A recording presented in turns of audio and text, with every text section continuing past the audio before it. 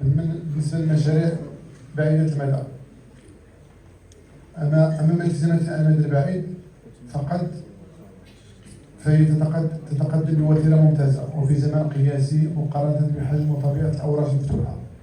أنا لا أعتبر أن هذه عرقلة، بالعكس العصبة كان عندها واحد الرأي، صدرت بلاغ على الصفحة الرسمية ديالها كتدعونا إلى إلغاء هذا الجمع العام وتعتبره غير قانوني.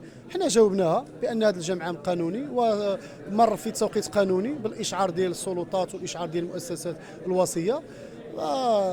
هي استندت في القرار ديالها على واحد الأحكام ابتدائية، وكنعرفوا أن الأحكام الابتدائية قابلة للطعن وقابلة للاستئناف وقابلة لوقف التنفيذ، لأن هذا القضاء استعجالي هو ما قمنا به عبر المحامي ديال النادي ديالنا. وقفنا التنفيذ ديال ديك الاحكام، فتعتبر ديك البلاغ حتى ديك الاحكام التي استندت عليها العصبه تعتبر لاغيه. واللي يتضمن جدول اعمال اللي هو محدد فيه المصادقه والنقاش والمناقشه والمصادقه على التقريرين المالي والادبي للموسم الرياضي 24/25، كذلك تحديد مبلغ المساهمات ديال المنخرطين والتداول في لائحه طلبات المنخرطين الجدد، يعني وفقا للقانون الاساسي ديال الجمعيه. كان عندنا يعني مجموعه ديال النقاط اللي تم المصادقه، وجميع النقاط ديال جدول الاعمال تمت المصادقه عليها بالاجماع. وهذا يعني انا باسم مكتب المسير يعني كنوجه جزيل الشكر للحضور الكريم والمنخرطين خاصه على يعني الروح الرياضيه، لا روح ديال انهم قدموا المصلحه ديال الفريق فوق كل اعتبار. أنا أشد على أيديهم وكنشكرهم هذا مجددا من هذا المنبر. يعني كذلك عرف نقاش يعني مجموعة ديال المنخرطين طرحوا بعض الأسئلة اللي كتدور في الدين ديالهم، منها ما هو متعلق بعدم يعني تنزيل مشروع ديال اللي طلقته الجامعة الملكية المغربية لكرة القدم خاص ب يعني الأكاديميات الرياضية ليفو بشراكة مع المكتب الشريف للفوسفات.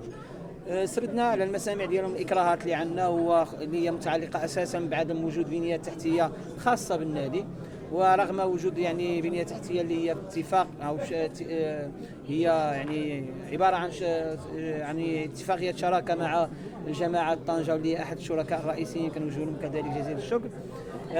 يعني ما يمكنناش نزلوا هذه الشراكه، لان هذه الملاعب اذا عملنا الشراكه يرجعوا يعني بصفه اللي يعني رسميه مع يترفع اليد ديال اتحاد طنجه وجميع الفرق اللي كتلعب فيهم، سواء المباريات ديال الهواة ولا المباريات ديال القسم الوطني الاول ديال الفتيات. مجموعه ديال الفرق داخل المدينه كتستافد من هذه الملاعب. كذلك ان يعني ديك الملاعب كيحتضنوا وليدات صغار ديال المدينه، وليدات اللي العشق ديالهم هو انهم يرتديوا القميص ديال النادي. عندنا دابا حاليا اكثر من 1200 طفل كيلعب في هذه الملاعب. قلنا لهم على ان الترافع ديالنا كمنخرطين كفعاليات كامله ديال المدينه سواء سياسيه اقتصاديه انه يتحول من اننا نشوفوا الصراعات والخلافات الثنائيه والخلافات الشخصيه والشخصنه داخل الفريق، الى اننا يعني المجهودات ديالنا كاملين كبوهم باش النادي يستافد. لما لا في المستقبل الترافع ديال الجميع والتضافر ديال الجميع يقدروا يكون عندنا ان شاء الله يعني شراكات عباره عن يعني قطع ارضيات تكون في الملكيه ديال النادي اللي نقدروا فيها نعملوا فيها مشاريع خاصه بهذا الاكاديميه او مشروع ديال قلت انا قبل قليل ليبرجمون ديال اللاعبين الكبار. نتمنوا ان يعني يكون الدرس اليوم هو مصلحه النادي فوق كل اعتبار. عالم خارجي يمكن نتوما كمكتب ديال اتحاد طنجه من الناحيه ديال المنخرطين، من الناحيه ديال القدره ديال اي واحد انه ينخرط. انا كنظن ان 10 درهم او 20 درهم ثمن بعيد.